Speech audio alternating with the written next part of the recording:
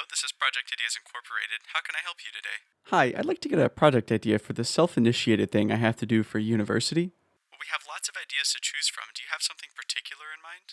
Um, I'd like the least inspired and vaguest idea you've got.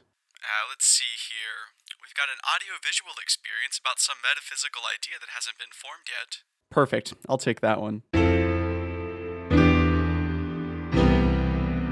I thought it would be fun to create a data-driven audio-visual experience based on my social media data which takes place in a one-to-one recreation of my apartment in VR. I actually learned that going with what seems cool in the moment is not a good idea, so I abandoned this idea like the Brotherhood of Steel abandoned Paladin Dance when they learned he was a synth. You know what's fun? Fallout 4. You know what's funner?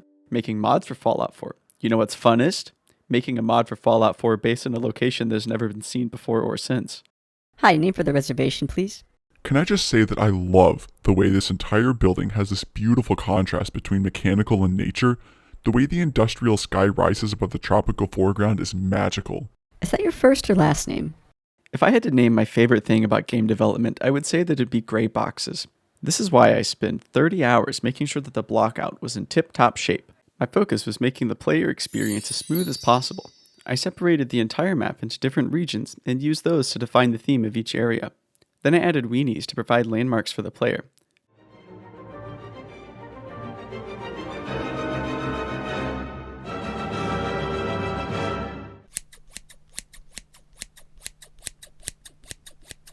We've got a lot of assets we need to create. We need to make plaster textures, boats, windows, modular kits, vegetation, other textures, terrain.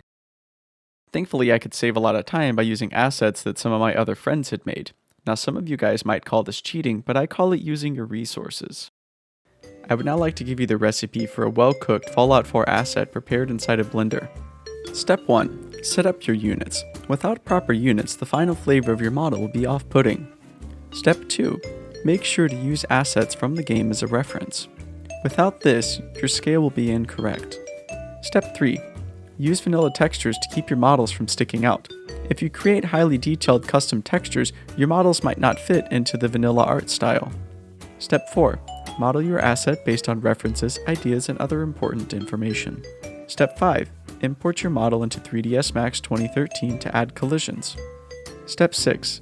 Export your model from 3ds Max into the creation engine. Step 7. Enjoy your well-cooked asset inside of Fallout 4.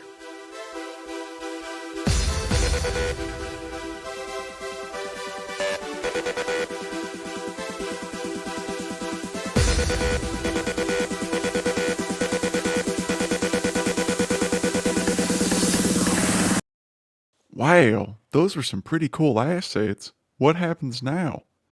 I'm glad you asked. Now we're going to go make the actual map. This involves importing our blockout and adding all of our assets into the world. We also need to make sure that we use vanilla assets where possible to reduce the overall workload. At this point, it's all about tracing over our ideas from the blockout stage.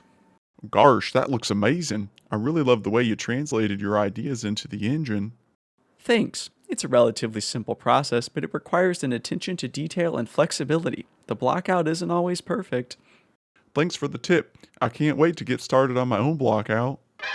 Well, folks, that's all for this video. If you have more questions regarding your car's extended warranty, you can check out the video description, where you'll find a well-written description of the project, beautiful screenshots, and videos. If you have any questions, you can message me on YouTube, Slack, WhatsApp, Signal, Facebook Messenger, by email, by telephone, or by fax.